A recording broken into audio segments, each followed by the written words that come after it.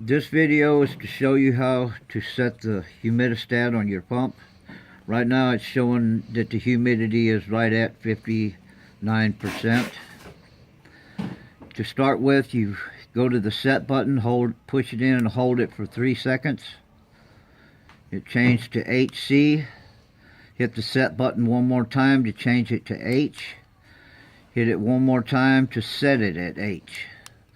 Use the scroll down button, go to P7, hit the set button, and set this number at 1. Right there, hit the set button again.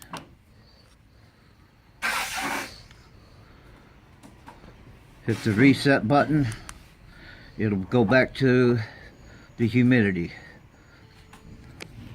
Now to change the humidity level, hit the set button one time and use the scroll up and down to set it at the